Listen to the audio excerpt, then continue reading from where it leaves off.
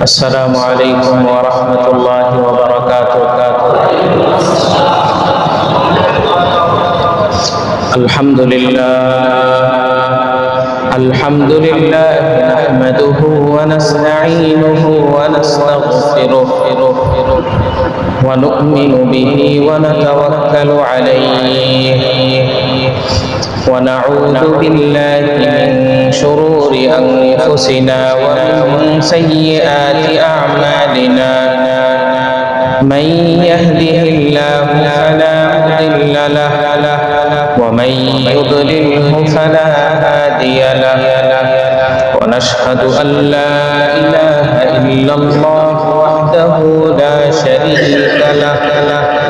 ونشهد أن سيدنا ومولانا محمدا عبده ورسوله أرسله الله تعالى إلى كافة الناس بشيرا ونذيرا وداعيا إلى الله بإذنه وسراجا منيرا.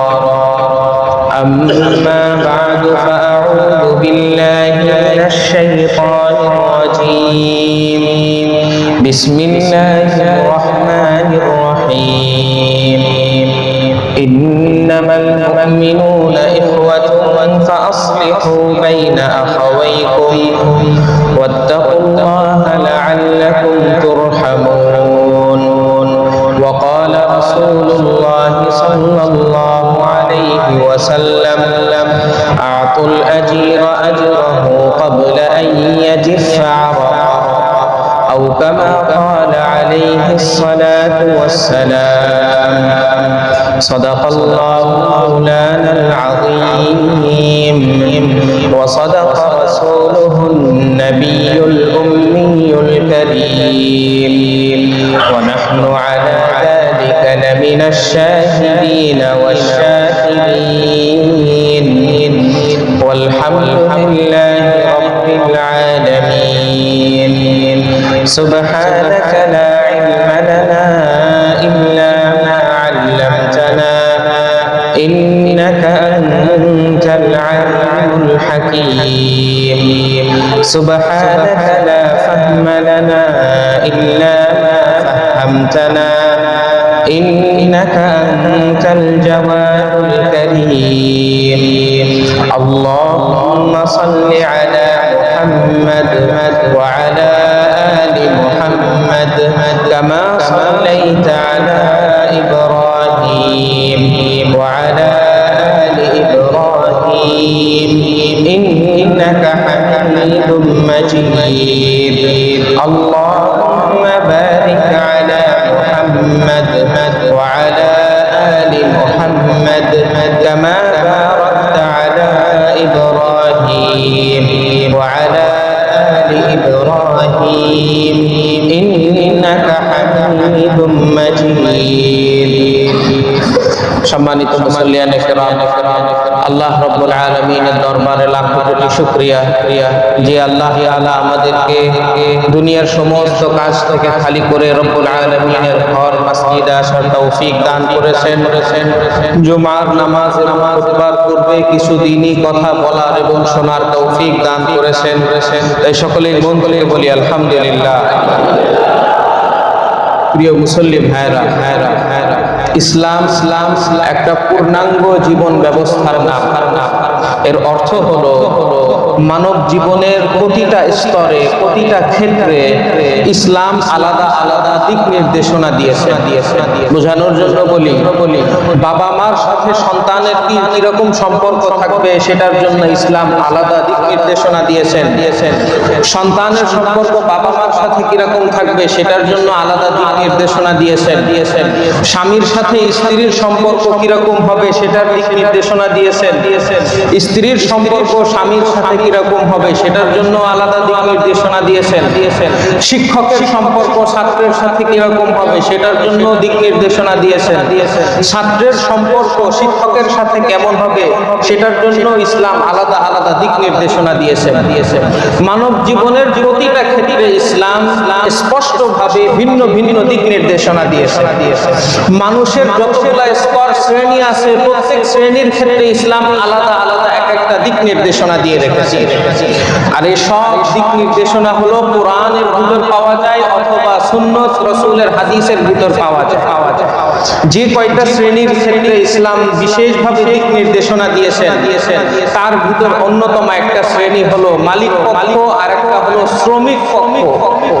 এই উভয় পক্ষের ক্ষেত্রে ইসলাম স্পষ্টভাবে ভিন্ন ভিন্ন কিছু দিক নির্দেশনা দিয়েছেন। মালিককেও কিছু দিক নির্দেশনা দিয়েছেন, শ্রমিক যে আছে তাকেও কিছু দিক নির্দেশনা দিয়েছেন।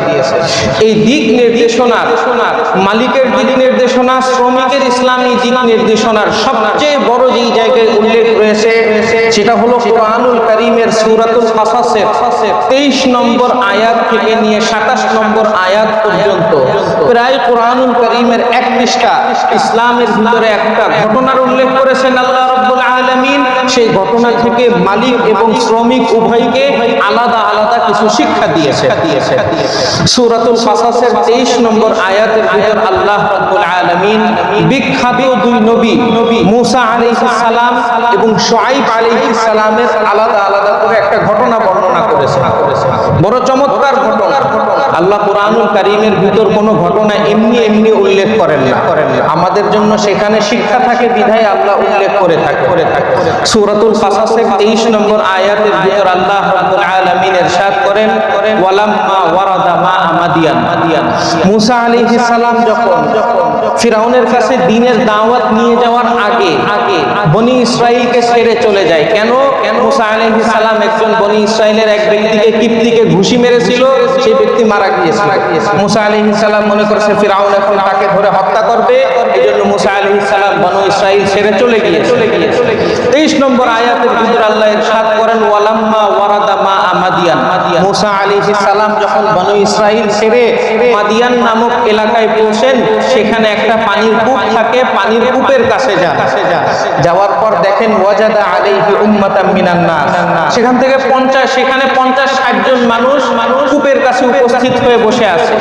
কিছু মানুষ নিজেরা পানি পান করছে আর কিছু মানুষ তাদের গবাদি পশুদেরকে পান করাচ্ছে পানি। তো মুসা আলাইহিস সালাম দৃশ্যটা দেখছেন, দেখতে দেখতে হঠাৎ করে চোখ একদিকে পড়লো। কুরআনুল কারীমের ভিতর এটাই বলছেন আল্লাহ রাব্বুল আলামিন ওয়া ওয়াজাদা মিন দুনিহি মুমরাআতাইনি তাদুদান। মুসা আলাইহিস সালাম দেখলেন মাদিয়ানের এই কূপের কাছে 50-60 জন মানুষ তো আছে, এছাড়া তাদের থেকে পৃথক হয়ে আলাদা দুইজন নারী তাদের গবাদি পশু নিয়ে দাঁড়িয়ে আছে। শুধু দাঁড়িয়ে আছে বিষয়টা এরকম না, তাদুদান কোরআন বলছে তাদের পশু পানি খাওয়ার জন্য ছুটে যেতে যাচ্ছে কিন্তু তারা পশুটাকে ধরে রেখেছে। মাঝে মধ্যে দেখা যায় যে ছাগলের ক্ষেত্রে এটা বেশি হয়, বকরির ক্ষেত্রে বেশি হয়, খানা খাওয়ার জন্য ছুটতে থাকে কিন্তু তাদেরকে ধরে রাখা লাগে। বুঝে না, গবাদি পশু বুঝবে না, তারা স্বাভাবিক। তো আল্লাহ রাব্বুল আলামিন চিত্রটা এভাবে দেখিয়েছেন ওয়া ওয়াজাদা মিন দুনিহি মুমরাআতাইনি তাদুদান। দুইজন নারীকে মুসা আলাইহিস সালাম দেখলেন, পর্দার সাথে তারা দাঁড়িয়ে আছেন, তাদের গবাদি পশুকে তারা আগলে রাখছেন, সামলাচ্ছেন। নবী আল্লাহ রাব্বুল আলামিন তো প্রত্যেক নবীকে প্রত্যেক যুগের জন্য রহমত হিসেবে পাঠান। মুসা আলাইহিস সালাম তৎকালীন যুগের জন্য রহমত ছিলেন। নবী দেখলেন দুইজন অসহায় নারী পর্দা করছে এবং অসহায়ত্বের কারণে তারা তাদের গবাদি পশুকে পানি পান করাতে পারছে না। নবীর দৃশ্যটা দেখে আর সহ্য হলো না, সাহায্যের জন্য নবী মুসা আলাইহিস সালাম এগিয়ে গেলেন। গিয়ে জিজ্ঞাসা করলেন মা ফাতকুমা, ব্যাপারটা কি? অন্যরা তো ঠিকই পানি পান করাচ্ছে, তোমরা আলাদা হয়ে দাঁড়িয়ে আছো কেন? সেই দুই নারী শুধুমাত্র তাদের ইজ্জত রক্ষা করার জন্য, পর্দা রক্ষা করার জন্য তারা আলাদা হয়ে দাঁড়িয়েছিল। তারা উত্তর দিল লা নাসকি হাত্তা ইউসদিরার রিআ। যতক্ষণ পর্যন্ত এই 50-60 জন লোক তাদের বকরি আর তারা পানি পান করে সরে না যাবে ততক্ষণ পর্যন্ত আমরা সেখানে আমাদের বকরির পানি পান করাতে যাব। তারা সরবে, এরপরে আমরা গিয়ে পানি পান করাবো। তো মুসা আলাইহিস সালাম জিজ্ঞাসা করলো, তোমাদের ঘরে কি কোনো পুরুষ মানুষ নাই? মেয়ে মানুষ বকরি নিয়ে এসেছো তোমরা পানি পান করাতে? সেই দুইটা মেয়ে উত্তর দিল, আবুনা শাইখুন কাবীর, আমাদের বাবা অত্যন্ত বৃদ্ধ মানুষ, বয়স হয়ে গিয়েছে, দুর্বল, চলাফেরা করতে পারে না। তাই বাবা এরকম অসুস্থ হওয়ার কারণে বাধ্য হয়ে আমরা এসেছি, শখ পূরণ করতে আমরা এই কূপের কাছে আসি নাই। তো মুসা আলাইহিস সালাম যখন শুনলেন এই দুইটা নারী এরকম অসহায়ত্বের কারণে পানি পান করাতে এসেছে, তো মুসা আলাইহিস সালাম নিজে নবী হওয়ার পরেও তাদের কাছ থেকে বকরিগুলো নিয়ে সুন্দরভাবে কূপের কাছে এসে বকরিগুলোর পানি পান করায় আবার তাদের কাছে ফিরিয়ে দিলেন। সূরাতুল কাসাসের ভিতরে এটাই ইরশাদ হচ্ছে, ফাসাকা লাহুমা, মুসা আলাইহিস সালাম তাদের বকরির পানি পান করাবেন। সুম্মা তাওয়াল্লা ইলা দিল, এরপর মুসা আলাইহিস সালাম একটা গাছের ছায়ায় বসে গেলেন। বসে গিয়ে বললেন, রব্বি ইন্নী লিমা আনজালতা ইলাইয়া মিন খাইরিন ফাকির, আল্লাহ আমি আপনার কল্যাণের ভিখারি, আমার এলাকা থেকে বের হয়ে এসেছি, এখন আপনি আমার উপর একটু দয়া করেন। তো সেই দুইটা নারী খুব সুন্দরভাবে মুসা আলাইহিস সালামের এই আচরণটা পর্যবেক্ষণ করেছে। এই দুই নারী ছিল শুআইব আলাইহিস সালামের দুই কন্যা। দুই নারী বাবা শুআইব আলাইহিস সালামের কাছে গিয়ে ফেরত যায় যখন, বাবা বলে, তোমরা তো অন্যান্য দিন এত দ্রুত আসো না, আরো দেরি করে আসো, আজকে কিভাবে এত দ্রুত এসে পড়লা? তখন সেই দুই মেয়ে বাবাকে শোনাতে থাকে যে, বাবা আজকে একজন ব্যক্তি এরকম এসেছে, আমাদেরকে সাহায্য করেছে, ওরে একবার আমাদের দিকে ফিরেও তাকায় নাই, কোনো ধরনের পারিশ্রমিকও চাই নাই, সুন্দর করে আমাদেরকে সাহায্য করে গাছের নিচে চুপচাপ বসে গিয়েছে। বাবা বললেন, তাহলে ডেকে নিয়ে আসো ওই ব্যক্তিকে, আমি তাকে পারিশ্রমিক দিব। সে তোমাদেরকে একটা কাজ করে দিয়েছে, কিন্তু আমি ফ্রিতে এই কাজ নিব না, আমি তাকে পারিশ্রমিক দিতে চাই। কোরআনুল কারীমের ভিতর খুব সুন্দরভাবে এই দৃশ্যটা আবার বর্ণনা করছেন। নবীর মেয়ে আরেকজন নবীর কাছে যাচ্ছেন, নবীর মেয়ে একজন অপরিচিত ব্যক্তির কাছে যাচ্ছেন, যদিও সে ব্যক্তি নবী। কোরআনুল কারীমের ভিতরে ইরশাদ হচ্ছে, ফাজাআতহু ইহদাহুমা তামশি আলা ইসতিহয়া, ওই শুআইব আলাইহিস সালামের যে দুই মেয়ে ছিল, এক মেয়ে খুব লজ্জার সাথে হেঁটে আসবে, সেই মেয়ের কথাবার্তায় লজ্জা প্রকাশ পাচ্ছিল, পোশাক আশাকের ক্ষেত্রে লজ্জা প্রকাশ পাচ্ছিল, চলার ক্ষেত্রে লজ্জা প্রকাশ পাচ্ছিল। এসে নবী মুসা আলাইহিস সালামকে খুব সুন্দরভাবে ভদ্রতার সাথে বললেন, ইন্না আবি ইয়াদউকা লিয়াজজিয়াকা আজরা মা সাকাইতা লানা, আপনি যে কষ্ট করে আমাদের বকরিগুলোকে পানি পান করিয়েছেন, এর পারিশ্রমিক দেওয়ার জন্য বাবা আপনাকে ডাকছেন। মুসা আলাইহিস সালাম প্রথমে সেই নারীর পিছনে হাঁটতে আরম্ভ করেছিল। হাদিসের কিতাবের ভিতর পাওয়া যায়, সেই নারী তো বোরকা পরেছিল ঠিক, পর্দা করছিল ঠিক, কিন্তু বাতাস আসার কারণে মাঝে মধ্যে একটু ওই বোরকা সরে যাচ্ছিল, দেখে পা দেখা যাচ্ছিল। মুসা আলাইহিস সালাম নারীকে বলল, তুমি আমার সামনে যেও না, আমার পিছনে আসো। পিছন থেকে খালি বলবা ডানে যাব না বামে যাব, তুমি রাস্তা দেখাবা কিন্তু পিছন থেকে। দেখেন একজন নবী তিনি কি পরিমাণ নিজের ক্ষেত্রে সতর্ক। এটাই আল্লাহ রাব্বুল আলামিন কোরআনুল কারীমের অন্য জায়গার ভিতর বলছেন, লা তুযাক্কু আনফুসাকুম, নিজেদেরকে পবিত্র মনে করো না, নিজেদেরকে খুব ভালো মনে করো না, সব সময় নিজেদেরকে মনে করবা যে কোনো সময় আমার দ্বারা গুনাহ প্রকাশ পেতে পারে। এজন্যই আল্লাহ রাসূল সাল্লাল্লাহু আলাইহি ওয়াসাল্লাম বলেছেন, ইত্তাকু মাওয়াদিআত তুহাম, যে সমস্ত জায়গায় গেলে, যে সমস্ত স্থানে গেলে গুনাহ হওয়ার সম্ভাবনা আছে, যে সমস্ত মুহূর্তগুলোতে গুনাহ হওয়ার সম্ভাবনা আছে, ওই মুহূর্তগুলো থেকেও আল্লাহ রাসূল আমাদেরকে বাঁচতে বলেছেন। বুঝানোর জন্য বলি, মনে করে এই বাইপাইল মোড়ে একটা গানের অনুষ্ঠান হচ্ছে, বড় কনসার্ট হচ্ছে, আর আপনি সুন্দর মতো জানেন ওই বাইপাইল মোড়ে যদি আপনি এখন যান, নিজেকে নিয়ন্ত্রণ করতে পারবেন না, কনসার্টে যেতে মনে চাবে। আল্লাহ রাসূল সাল্লাল্লাহু আলাইহি ওয়াসাল্লামের নির্দেশনা, আপনি বাইপাইল মোড়েই যেয়ে রাসূল এটাই বললেন, ইত্তাকু মাওয়াদিআত তুহাম, ভয়ঙ্কর জায়গা, অপরাধের জায়গা থেকে বেঁচে থাকো। আল্লাহ রাব্বুল আলামিন এটাই কোরআনুল কারীমের ভিতর বলেছেন, লা তুযাক্কু আনফুসাকুম, নিজেদেরকে পবিত্র ভেবো না, বাহিরে রয়েছে শয়তান, ভিতরে রয়েছে মন। গুনার সম্ভাবনা যেই জায়গায় আছে, সেই জায়গায় গেলে শয়তান আর মন অবশ্যই তোমাকে ঠেলে গুনার দিকে নিয়ে যাবে। এই জন্যই নবী মুসা আলাইহিস সালাম নবী হওয়ার পরেও দেখেন কি আচরণ, নারীর পিছনে হাঁটেন নাই কেন? নারীর পা দেখা যাচ্ছে, নিজেকে পবিত্র মনে করেন নাই। নারীকে বললেন, তুমি আমার পিছনে হাঁটো, যেন আমার নজর তোমার পায়ের দিকে না পড়ে, তোমার দিকে না পড়ে। শুআয়ব আলাইহিস সালামের মেয়ে পিছন থেকে মূসা আলাইহিস সালামকে রাস্তা দেখাচ্ছে, এদিক দিয়ে যান, এদিক দিয়ে যান, এদিক দিয়ে যান। এক পর্যায়ে ঘরে এসে পৌঁছালেন। পৌঁছানোর পর শুআয়ব আলাইহিস সালামের সাথে যখন দেখা হলো, মূসা আলাইহিস সালাম পুরা ঘটনার বিবরণ দিলেন যে আমি বনী ইসরাইল থেকে এরকম কাজ করার কারণে ভেগে এসেছি। ভেগে আসার পরে এরকম আপনার দুই কন্যার সাথে সাক্ষাৎ হয়েছে, তাদেরকে পানি পান করিয়েছি। করানোর পর গাছের নিচে এভাবে বসেছিলাম, আপনার কন্যারা আমাকে ডেকে নিয়ে এসেছে। শুআয়ব আলাইহিস সালাম তখন বললেন, লা তাখাফ নাজাউতা মিনাল কওমিজ জালিমিন। মূসা, তুমি ভয় পেও না, আশঙ্কিত হয়ো না, ভীত সন্ত্রস্ত হয়ো না। জালেম সম্প্রদায়ের যে একটা চাপ, একটা প্রভাব ছিল এই মাদিয়ান এলাকায়, সেই জালেম সম্প্রদায়ের আর কোনো চাপ নাই, তুমি জুলুমের কোনো ভয় করো। ফিরআউন বনী ইসরাইলে থাকা অবস্থায় তোমার উপর আক্রমণ করতে পারতো, কিন্তু এখন তুমি মাদিয়ানে এসে গেছো, ফিরআউন এখন তোমাকে আর কিচ্ছু করতে পারবে না। এরপর শুআয়ব আলাইহিস সালাম, যেহেতু মূসা আলাইহিস সালাম শুআয়ব আলাইহিস সালামের দুই মেয়ের কিছু বকরিকে পানি পান করিয়ে দিয়েছিলেন, এই জন্য সামান্য কিছু পারিশ্রমিক পরিশোধ করার পর একজন মেয়ে শুআয়ব আলাইহিস সালামকে ডাকতেন যে আব্বা একটু সাইডে আসেন তো, কথা আছে। শুআয়ব আলাইহিস সালাম যখন সাইডে যায় মেয়ের সাথে কথা বলতে, কুরআনুল কারীম সেই কথাটা উল্লেখ করেছে। এক মেয়ে বলছে, ক্বালাত ইহদাহুমা ইয়া আবাত ইস্তাজিরহু।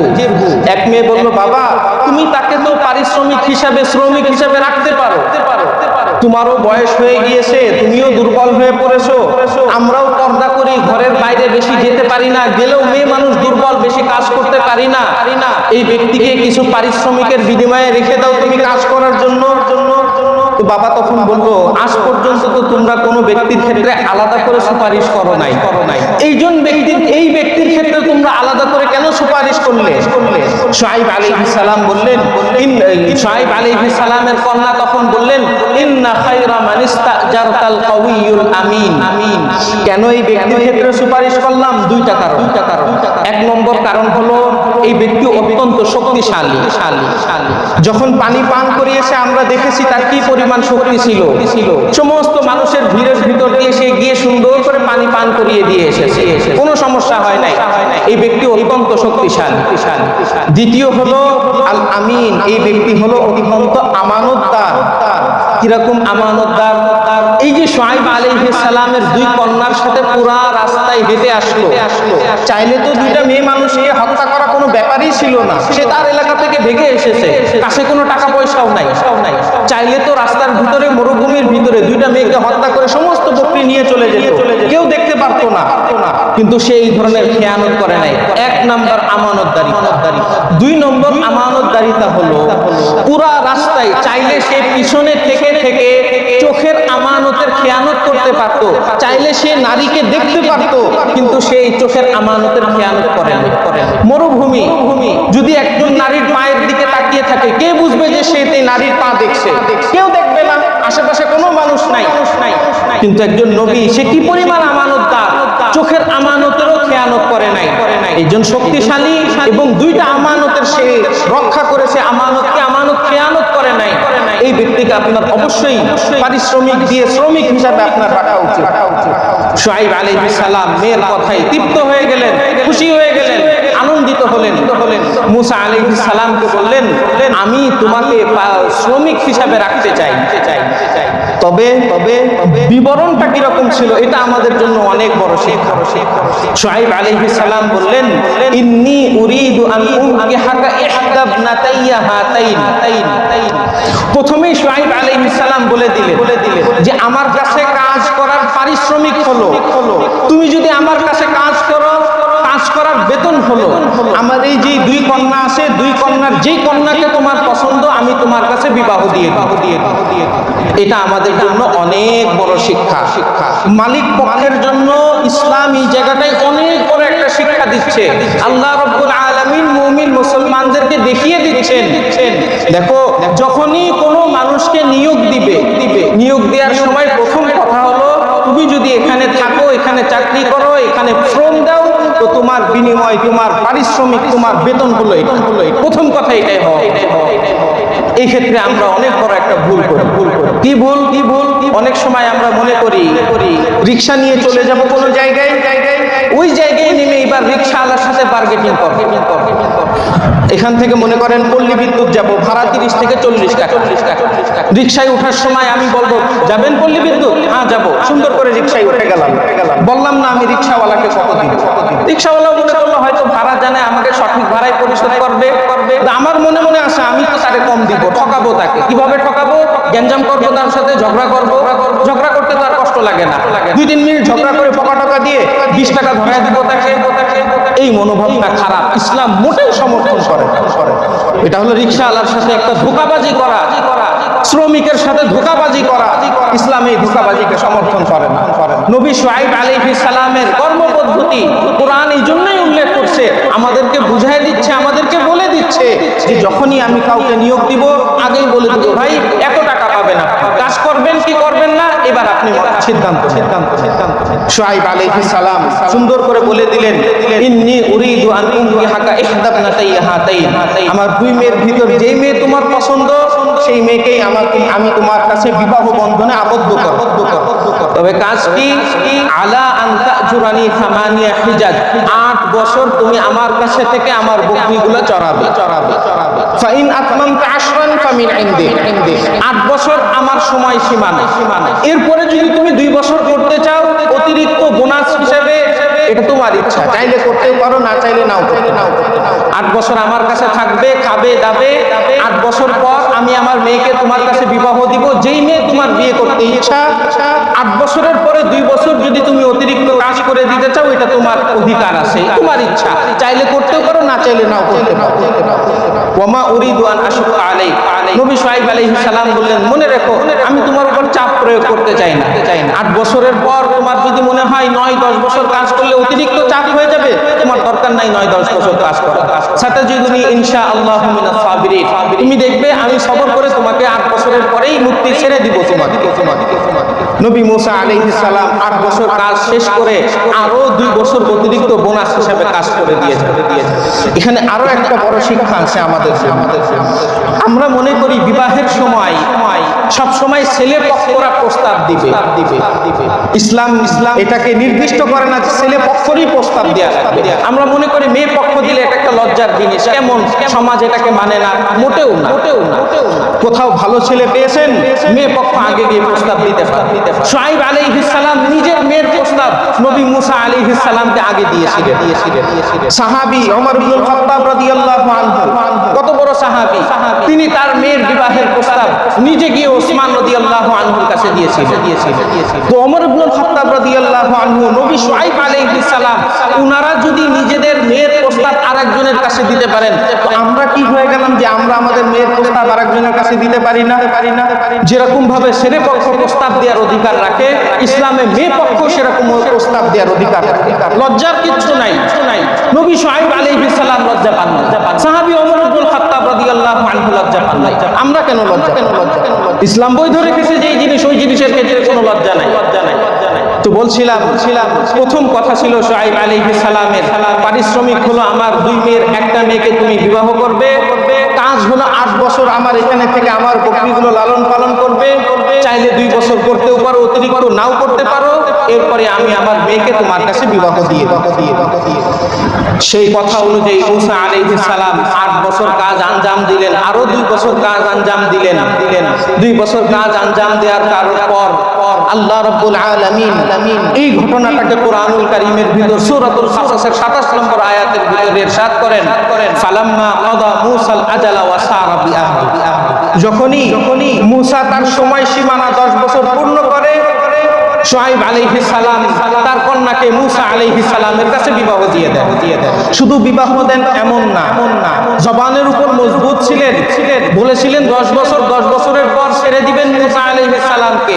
10 বছর হয়েছে, মেয়েকে বিবাহ দিয়েছে, বিবাহ দিয়ে বলেছে এটা তোমার স্ত্রী, এবার তোমার যেখানে ইচ্ছা তুমি চলে যেতে পারো। মুসা আলাইহিস সালাম তখন সেই স্ত্রীকে নিয়ে ফেরত আসে। এই জায়গাটায় আমাদের জন্য আরো বড় একটা শিক্ষা রয়েছে। যখন কারোর কাছে কোনো ওয়াদা করব, কোনো জবান দিব, আমার ওয়াদাটা যেন আমি রক্ষা করার চেষ্টা করি, জবানটা যেন আমি রক্ষা করার চেষ্টা করি। আল্লাহ রাসূল সাল্লাল্লাহু আলাইহি ওয়াসাল্লাম বলেন, আয়াতুল মুনাফিকি সালাত, মুনাফিকের আলামত 3টা। 1 নম্বর হলো ইদা হাদাসা কাযাব, কথা বলে যখন মিথ্যা কথা বলে। 2 নম্বর যখন কোথাও জবান দেয় তখন সেই জবানের সে নিজেই ভঙ্গ করে, ওয়াদাকে ঠিক রাখে না। নবী শুআয়ব আলাইহিস সালাম ওয়াদা রক্ষা করে আমাদেরকে অনেক বড় একটা শিক্ষা দিলেন। যখনই কোথাও ওয়াদা করা হয়, করণীয় হলো সেই ওয়াদা রক্ষা করা। শুআয়ব আলাইহিস সালাম ওয়াদা করেছিলেন 10 বছর সময় শেষ হয়ে যাবে, মূসা তুমি আমার থেকে ছুটি পেয়ে যাবে। 10 বছর শেষ হয়েছে, মেয়েকে বিবাহ দিয়েছেন, মূসা আলাইহিস সালামকে পারিশ্রমিকও পরিশোধ করেছেন, জবানও ঠিক রেখেছেন। এরপর মূসা আলাইহিস সালাম আবার ফিরে আসে। তো এইখানে আমাদের যেই আলোচনাটা ছিল, আলোচনাটা এই জায়গাটায় এসে শেষ হয় যে মালিক পক্ষ যখন কোনো ওয়াদা করবে, মালিক পক্ষের উচিত ওয়াদাকে রক্ষা করা। এটা মালিক পক্ষের দ্বিতীয় করণীয়। মালিক পক্ষের প্রথম করণীয় হলো কাজের শুরুতেই তার পারিশ্রমিক উল্লেখ করা, নির্ধারণ করে দেওয়া। 3 নম্বর করণীয় হলো মালিক পক্ষের কাজ যখনই শেষ হবে তখনই তার মূল্য পরিশোধ করে দেওয়া, তার পারিশ্রমিক পরিশোধ করে দেওয়া। আমাদের নিচতলায়, দোতলায়, 3 তলায় যে সমস্ত ভাইয়েরা সাপ্তাহিক কালেকশনের জন্য আসেন, আমরা সাপ্তাহিক কালেকশন শুরু করে দিই। আমাদের মসজিদের অনেক কাজ বাকি আছে এখনো। মসজিদের নির্মাণ কাজে, সংস্কার কাজে আমরা মুক্ত হস্তে দান করার চেষ্টা করি। আল্লাহ রাব্বুল আলামিন আমাদেরকে কবুল করে।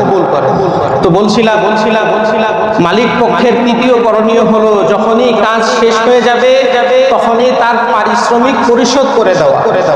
আল্লাহর রাসূল সাল্লাল্লাহু আলাইহি ওয়াসাল্লাম বলেন, আতুল আজিরা আজরাহু ক্বাবলা আন ইয়াজিফা আরাকাহু। শ্রমিকের ঘাম শুকানোর আগে কাজ যখনই শেষ হয়ে যাবে তখনই তার পারিশ্রমিক পরিশোধ করে দাও। রাসূলের নির্দেশ।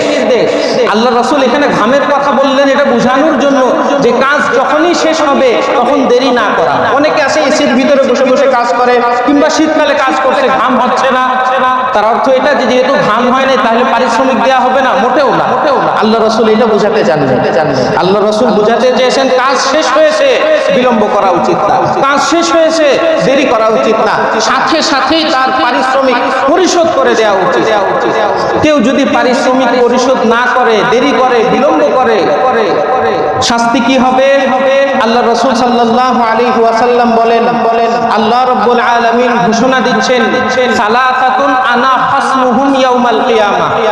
3 শ্রেণীর মানুষ যাদের বিরুদ্ধে কিয়ামতের দিন রব্বুল আলামিন নিজে মামলা লড়তে থাকবে। একটা জিনিস বুঝেন, আমরা মনে করেন কারো অধিকার নষ্ট করেছি দুনিয়াতে, তো কিয়ামতের দিন আল্লাহ হবেন বিচারক, আর যার অধিকার নষ্ট করেছি সে হবেন বাদী, আর আমরা হব বিবাদী। কিন্তু আল্লাহ বলছেন সালাসাতুন আনা খাসমুহুম ইয়াউমাল কিয়ামা। 3 জন ব্যক্তি যাদের ব্যাপারে স্বয়ং রব্বুল আলামিন আমি নিজেই বাদী হয়ে থাকবো, তাদেরকে বিবাদী বানাবো। এক শ্রেণীর মানুষ রাজুলুন আফাফি তুম্মা গাদারা। এক শ্রেণীর মানুষ যারা আল্লাহ রাব্বুল আলামিনের নামে কসম করে, আল্লাহর নামে কসম খায়, আল্লাহর নাম নিয়ে ওয়াদাবদ্ধ হয় যে কাজটা আমি করব, এরপর সময় মতো এসে সেই কাজটা সে করে না। কিয়ামতের দিন আল্লাহ রাব্বুল আলামিন নিজে তাদের বিরুদ্ধে মামলা লড়বে। 2 নম্বর হলো মান বাআ হুররান তুম্মা আকালা মালাহু। যে ব্যক্তি কোন স্বাধীন ব্যক্তিকে ধরে তাকে গোলাম করে, এরপর তাকে বিক্রি করে দেয়, বিক্রি করে দিয়ে সেই টাকাটা খেয়ে নেয়, অত্যন্ত গুনাহের কাজ। বিষয়টা হয়তো আমরা ওইভাবে বুঝি না, কারণ বর্তমান যুগে গোলামবাদীর প্রথা নাই। বর্তমান যুগে যেই প্রথাটা আছে সেটা হলো বেওয়ারিশ লাশ আছে না, যে সমস্ত মানুষের কোনো আত্মীয় স্বজন নাই, এগুলো ধরে তার ভিতরের যে সমস্ত অর্গানগুলো আছে, অঙ্গ প্রত্যঙ্গ আছে, এগুলো বিক্রি করে দেয়। এদেরকে কিয়ামতের দিন আল্লাহ রাব্বুল আলামিন দাঁড় করায় বলবেন তোমার কি অধিকার ছিল এই শরীরটার উপর, কেন তুমি এখান থেকে অর্গানগুলো বের করে বিক্রি করলে? আল্লাহ রাব্বুল আলামিন বাদী হবেন, আল্লাহ বিচার করবেন কিয়ামতের দিনে। আর তৃতীয় ব্যক্তি হলো মানিস্তা যারা আজিরান ফাস্তাউফা আমালাহু ওয়া লাম ইয়াতি আজরাহু।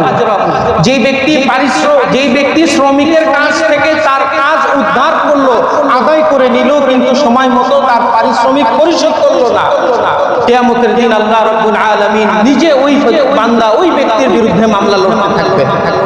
এখন একটু ভেবে দেখেন, আল্লাহ নিজেই বিচারক, আল্লাহ নিজেই আপনার বিরুদ্ধে মামলা লড়ছেন, বাঁচার কোনো উপায় আছে কিয়ামতের দিন? এই জন্য চাই আমরা ছোট শ্রমিক নিই না কেন, চাই বড় পরিমাণের শ্রমিক নিই না কেন, আমাদের এই বিষয়টা খুব খেয়াল করা উচিত, তার পারিশ্রমিক যেন সময় মতো পরিশোধ হয়ে যায়।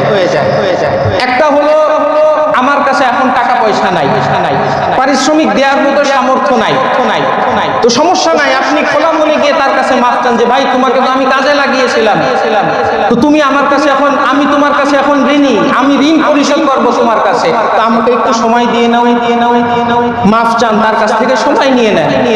কিন্তু মাফও চাবো না, সময়ও নিব না, বরং বকা দিয়ে শ্রমিককে সরিয়ে দিব, এই কাজ ইসলাম মোটেও সমর্থন করে না। কিয়ামতের দিন আল্লাহর কাছে জবাব দেওয়া লাগবে, তার অধিকারটা আমি নষ্ট করলাম। শ্রমিকের পারিশ্রমিক পাওয়াটা হলো সম্পূর্ণ তার অধিকার। মনে করেন আমি একজন ব্যক্তিকে কাজে লাগালাম, মাসে আমি তাকে 8,000 টাকা বেতন দিব। এখন মাস শেষ হওয়ার পর সময় যখন এসেছে তার পারিশ্রমিক পরিশোধ করার, আমি পরিশোধ করলাম না করে রেখে দিলাম, তাকে বকা দিয়ে দূরে সরিয়ে দিলাম। তো মনে রাখবেন, আমার কাছে যে 8,000 টাকা আমার পকেটে আছে, এটা হলো আমার টাকা না, ওই ব্যক্তির টাকা। আর এই অবস্থায় যদি আমি মারা যাই, আল্লাহ রাসূল সাল্লাল্লাহু আলাইহি ওয়াসাল্লাম বলেন, মান আখাযা আমওয়ালান নাসি ইউরিদু ইতলাফাহা, যেই ব্যক্তি অন্যের টাকা নিজের কাছে রাখলো মেরে খাওয়ার জন্য, আতলাফাহুল্লাহ, আল্লাহ রাব্বুল আলামিন সেই ব্যক্তিকে ধ্বংস করে দিবে। তো আপনি কোন ব্যক্তিকে শ্রমিক হিসাবে নিয়োগ দিয়েছেন, সময় মতো তার পারিশ্রমিক আপনি পরিশোধ করলেন না, তার টাকাটা মেরে খেতে চাইলেন, কিয়ামতের দিন আল্লাহ রাব্বুল আলামিনের কাছে এটার পুরোপুরি হিসাব দেয়া। নবী শুআয়ব আলাইহিস সালাম সময় মতো মূসা আলাইহিস সালাম কাজ বুঝিয়ে দিয়েছিলেন, নবী শুআয়ব আলাইহিস সালাম নিজের জবান রক্ষা করেছেন, মালিক পক্ষ যা যা শর্ত করেছিলেন সমস্ত শর্তগুলো পূরণ করে দিয়েছে। তো সংক্ষেপে আবার আমরা এই বিষয়গুলো আলোচনা করি। মালিক পক্ষের জন্য মৌলিকভাবে করণীয় হলো তিনটা। এক নম্বর হলো প্রথমেই তার শ্রমিকের বেতনটা, শ্রমিকের পারিশ্রমিক উল্লেখ করে দেওয়া। দ্বিতীয় হলো মালিক যেই জবান দিয়েছে জবানকে রক্ষা করা। তৃতীয় হলো সময় মতো শ্রমিকের পারিশ্রমিক পরিশোধ করে দেওয়া। আল্লাহ রাব্বুল আলামিন আমাদের মালিক পক্ষকে এগুলোর উপর আমল করার তৌফিক দান করে। এবার আসেন, শ্রমিক যে আছে তারও কিছু অধিকার। শুধু যে এককভাবে সব দায়িত্ব মালিকের, বিষয়টা এরকম নয়। ইসলাম শুধু মালিককে দিক নির্দেশনা দিয়েছে আর শ্রমিক যা ইচ্ছা তাই করবে, মোটেও না। ইসলাম মালিককেও কিছু কথা বলেছে, শ্রমিককেও আলাদা কিছু কথা বলেছে। শ্রমিককে কি বলেছে? শ্রমিকের প্রথম দায়িত্ব আর কর্তব্য হলো কাজ শেষ না হওয়ার আগ পর্যন্ত, খেয়াল করবেন, কাজ শেষ না হওয়ার আগ পর্যন্ত মালিকের কাছ থেকে পারিশ্রমিক না চাও, আগে নিজের কাজ পরিশোধ করতে হবে। মূসা আলাইহিস সালাম টানা 10 বছর অপেক্ষা করেছেন। এই 10 বছরের ভিতরে যে মূসা আলাইহিস সালামের বিবাহের চাহিদা ছিল না, বিষয়টা মোটেও এরকম না। উনিও একজন মানুষ ছিলেন, উনারও বিবাহের চাহিদা ছিল, প্রাপ্ত বয়স্ক ছিল, কিন্তু মূসা আলাইহিস সালাম 5 বছর কাজ করে মোটেও এই কথা বলেন নাই যে মালিক আমি তো কাজ করছি, আমার বিবাহের প্রয়োজন আছে, এখন মেয়েটা বিয়ে দিয়ে দেন, আমি আরো 5 বছর কাজ করে দিব আপনাকে। মূসা আলাইহিস সালাম এই কথা বলেন না, কাজ আগে আদায় করেছে। এরপরে বলাও লাগে না শুআয়ব আলাইহিস সালাম এমনি মেয়ে দিয়ে দিয়েছে। তো শ্রমিকের প্রথম কর্তব্য হলো নিজের পক্ষ থেকে যেই কাজটা আছে সেটা পুরোপুরি আদায় করা। যে আমার দায়িত্ব কি আছে? আমার দায়িত্ব হলো আমার কাজটা পরিশোধ করা। কাজ ছাড়া আমার বেতন আমার জন্য বৈধ হবে না, কাজ ছাড়া আমার বেতনটা আমার জন্য হালাল হবে না, জায়েজ হবে না। যেটা আমি নিব আমার কাজের বিনিময়ে নিব। এই জন্য শ্রমিকের প্রথম দায়িত্ব আর কর্তব্য হলো কাজকে পুরাপুরি ভাবে মালিককে বুঝিয়ে দেওয়া। কাজ যদি মালিক বুঝে নেয় যে হ্যাঁ কাজ শেষ হয়ে গেছে, এবার শ্রমিকের অধিকার হয়ে যায় ওই টাকার ভিতর, যে টাকাটা এখন আমার, তাহলে টাকা আপনি আমাকে বুঝিয়ে দেন। 2 নাম্বার দায়িত্ব আর কর্তব্য হলো শ্রমিকের মালিকের কাজ যখন বুঝিয়ে দিবে, তো মালিকের যে সমস্ত জিনিসগুলো শ্রমিকের হাতে ছিল এগুলো হলো আমানত, মালিকের সম্পদ আমানত হিসাবে শ্রমিকের কাছে আছে, এগুলো নষ্ট না করো। কাজ যখন শেষ হয়ে যাবে সুন্দরভাবে এগুলা তার কাছে পৌঁছে দেওয়া। কাজ শেষ হয় নাই, তারপরেও মনে হচ্ছে মালিক টলমটল করতে পারে, তারপরেও মনে রাখতে হবে মালিকের জিনিস এগুলো আমানত, আমার ব্যক্তিগত সম্পদ। হাজারো ক্ষোভ থাকুক না কেন আমার মালিকের উপর, মালিকের জিনিস আমি নষ্ট করতে পারি, নষ্ট করব। কিয়ামতের দিনে প্রত্যেকটা জিনিসের আলাদা ভাবে হিসাব দেয়া।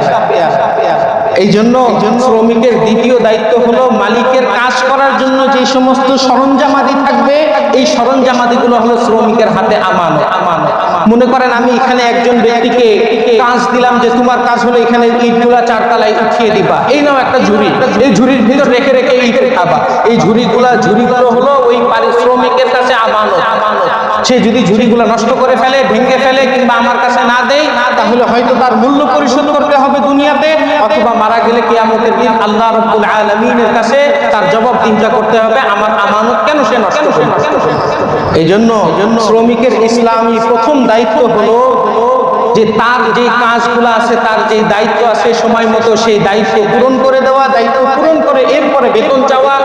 2 নম্বর হলো কাজের জন্য যে সমস্ত সরঞ্জামাদি ছিল শ্রমিকের কাছে, এই সরঞ্জামাদিগুলো হলো শ্রমিকের কাছে আমানত। এই আমানতগুলো যদি সে রক্ষা না করে কিয়ামতের দিন আল্লাহ রাব্বুল আলামিনের কাছে এগুলোর হিসাব দেয়া লাগবে। 3 নম্বর শ্রমিকের উপর দায়িত্ব আর কর্তব্য হলো শুধু শ্রমিকের উপরেও না, এটা মালিক পক্ষের উপরেও আছে, সদা সর্বদা আল্লাহ রাব্বুল আলামিন অভিমুখী থাকা। মনে রাখতে হবে মালিকের কোনো ক্ষমতা নাই আমার বেতন দেওয়া। মালিকের নিজস্ব টাকা থেকে মালিক বেতন দিচ্ছেও না, মালিকের সাধ্য আর সামর্থ্য নাই যে সে নিজে থেকে টাকা দিবে। আল্লাহ তাকে টাকা দিয়েছেন বিধায় সে আমার পারিশ্রমিক পরিশোধ করবে। মালিকেরও এই জিনিস খেয়াল রাখা উচিত যে আমি শ্রমিককে যে টাকা দিচ্ছি আমার টাকা না, আমার কোনো সাধ্য সামর্থ্য ছিল না, আল্লাহ রাব্বুল আলামিন আমাকে দিয়েছেন বিধায় আমি তাকে দিচ্ছি। মুসা আলাইহিস সালামের কাজ এটাই আমাদেরকে শিক্ষা দেয়। দেখেন মুসা আলাইহিস সালাম শুআইব আলাইহিস সালামের মেয়েদের জন্য পানি পান করিয়ে দিয়েছিলেন, দিয়ে গাছের নিচে বসে কি বলেছিলেন, আল্লাহ আমি আপনার কল্যাণের ভিখারি, আল্লাহ আপনি আমার উপর একটু দয়া করেন। কেন? মুসা আলাইহিস সালাম জানতেন যে দুনিয়ার ভিতর টাকা পয়সা যেটা আছে এগুলোর মানুষ, এগুলার মালিক দুনিয়ার লোকজন না, মালিক আল্লাহ তাআলা। তো আমি দুনিয়ার মানুষের কাছে পারিশ্রমিক না চেয়ে যদি স্বয়ং আল্লাহ রাব্বুল আলামিনের কাছে পারিশ্রমিক চাই, তাহলে আল্লাহ আরো সুন্দর ব্যবস্থা করে দিবেন। দেখেন সেই সময় যদি মুসা আলাইহিস সালাম শুআইব আলাইহিস সালামের 2 মেয়েকে বলতেন যে তোমাদের এই বকরিগুলোর পানি পান করিয়ে দিয়েছে, আমাকে 100 টাকা দিবা, মুসা আলাইহিস সালাম শুধু 100 টাকাই পেতেন, আর কিছু পেতেন না। কিন্তু মুসা আলাইহিস সালাম আল্লাহর কাছে চেয়েছেন, আল্লাহ শুআইব আলাইহিস সালামের মনে কি ঢেলে দিলেন যে শুআইব আলাইহিস সালাম একটা কাজ। এরপরে যখন মুসা আলাইহিস সালাম গেলেন তখন নিজের মেয়েকে বিবাহ দেওয়ার জন্য প্রস্তুত হয়ে গেলেন। তো একদিকে হলো 100 টাকা, আরেকদিকে হলো একজন নেককার স্ত্রী। কোরআন বলছে যার চলাফেরার ভিতর লজ্জা ছিল, কথার ভিতর লজ্জা ছিল, পোশাকের ভিতর লজ্জা ছিল, এরকম চমৎকার একজন স্ত্রী আল্লাহ রাব্বুল আলামিন মুসা আলাইহিস সালামকে দিয়েছিলেন। কেন? শ্রমিক মালিকের কাছে না চেয়ে, যিনি সমস্ত মালিকের মালিক, যিনি সব কিছুর মালিক আল্লাহ রাব্বুল আলামিন, তার কাছে চেয়েছে। এজন্যই আল্লাহ তাআলা এত বড় পুরস্কার দিয়েছে। তো আমাদের দায়িত্ব আর কর্তব্য হলো উভয় শ্রেণীর, উভয় পক্ষের মানুষের যে কোনো ধরনের বিপদে পড়ি না কেন আমার মন থাকবে আল্লাহ রাব্বুল আলামিনের দিকে। আমি চাবো আল্লাহ রাব্বুল আলামিনের কাছে। যদি আমার বেতন থাকে 8000 টাকা আর আমি এই 8000 টাকা আদায়ের জন্য আল্লাহর কাছে না বলে মানুষের কাছে বলি, তো হয়তো আমি 8000 টাকাই পাবো, অতিরিক্ত কোনো বোনাস নাও পেতে পারি, কিংবা শুধু 8000 টাকাই পেলাম, এই 8000 টাকার ভিতর বরকত হবে। আর আমি আমার এই 8000 টাকা আদায়ের জন্য প্রথমে আল্লাহ রাব্বুল আলামিনের কাছে বলেছি, আল্লাহর কাছে প্রথমে চেয়েছি যে আল্লাহ আপনি আমার এই টাকার ব্যবস্থা করে দেন। এরপরে দুনিয়াবি মানুষের কাছে গিয়ে বলেছি যে আমার টাকা আটকে আছে, আপনি একটু কষ্ট করে সেখান থেকে উদ্ধার করে দেন। তো দেখবেন হয়তো আল্লাহ রাব্বুল আলামিন শুধু 8000 না, 8000-এর থেকে আরো বেশি আপনাকে দিয়ে কিংবা 8000-এর থেকে বেশি দিলেন না, ওই 8000-এর ভিতরে আল্লাহ এত বরকত দিবেন, 8000 কেন 18,000-এর থেকেও আরো বেশি প্রয়োজন পূরণ হতে পারে। এই জন্য আমাদের উপর সবচেয়ে বড় দায়িত্ব হলো প্রথমে আল্লাহ রাব্বুল আলামিনের কাছে বলা, এরপর অন্যের কাছে বলা। তো সংক্ষিপ্তভাবে শ্রমিকের ইসলামী দিক নির্দেশনা হলো প্রথমেই তার উপর যেই দায়িত্ব ছিল সেই দায়িত্ব পুরোপুরি পরিশোধ করার। দ্বিতীয় হলো তার কাছে যে সমস্ত সরঞ্জামাদি ছিল এগুলো হলো আমানত, এগুলো মালিকের নষ্ট করার কোনো অধিকার নাই, মালিকের কাছে এগুলো পুরোপুরিভাবে বুঝিয়ে দিতে হবে। তৃতীয় হলো সদা সর্বদা আল্লাহমুখী হয়ে থাকা। কখনো কোনো বিপদে পড়লে প্রথমে আল্লাহ রাব্বুল আলামিনকে বলা।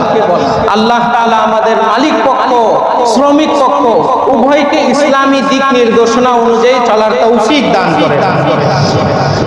দ্বিতীয় কথা হলো, আপনারা আলহামদুলিল্লাহ গত শুক্রবার স্বতঃস্ফূর্তভাবে বন্যার্ত ভাই বোনদের জন্য অনেক সাহায্য সহযোগিতা করেছেন। আমাদের মসজিদ থেকে প্রায় 50,000 টাকা উঠেছে।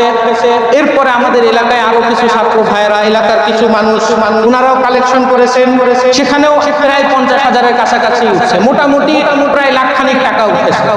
এরপরে আলাদা কিছু চাল ডাল কিছু পোশাক উঠেছে। তো আপনাদের জানিয়ে রাখা দরকার এই টাকাটা কোন খাতে ব্যবহার হয়েছে, কোথায় আমরা দিয়েছি। আপনারা যে টাকা পরিশোধ করেছিলেন এই টাকাটা পুরোপুরি ভাবে শেখ আহমদুল্লাহ সাহেবের আস-সুন্নাহ ফাউন্ডেশনে পরিশোধ করে দেওয়া হয়েছে আলহামদুলিল্লাহ। আর কিছু কাপড় ছিল, যেহেতু আমরা সেখানে যেতে পারবো না, শুকনা খাবার ছিল, এগুলো আমরা জাহাঙ্গীরনগর বিশ্ববিদ্যালয়ে পাঠিয়ে দিয়েছি।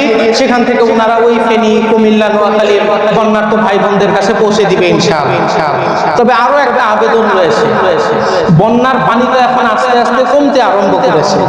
বন্যার সময় আমাদের ভাই বোনরা আটকা পড়েছিল, তাদের ত্রাণ হাতিয়ার অনেক প্রয়োজন ছিল। ঠিক আলহামদুলিল্লাহ আপনারা স্বতঃস্ফূর্তভাবে অংশগ্রহণ করেছেন।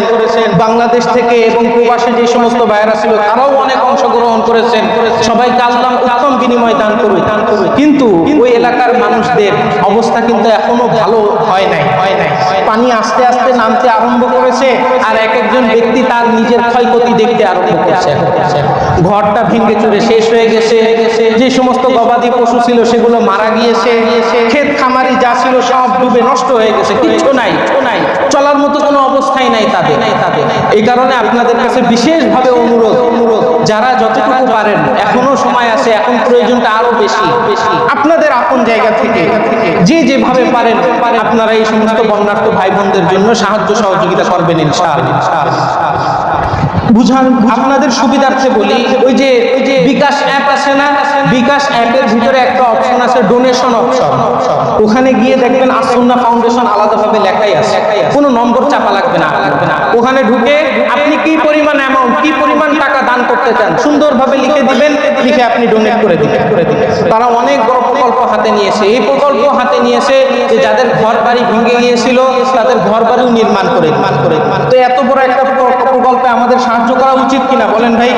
অবশ্যই সাহায্য করা উচিত। দেখেন ফিলিস্তিনের মুসলমান থাকতে পারে না, খাইতে পারে না, দেশ চলে যাচ্ছে, তারপরেও সেই ফিলিস্তিন থেকে মুসলমানদের জন্য, বাঙালিদের জন্য আলাদাভাবে তারা ত্রাণ পাঠিয়েছে।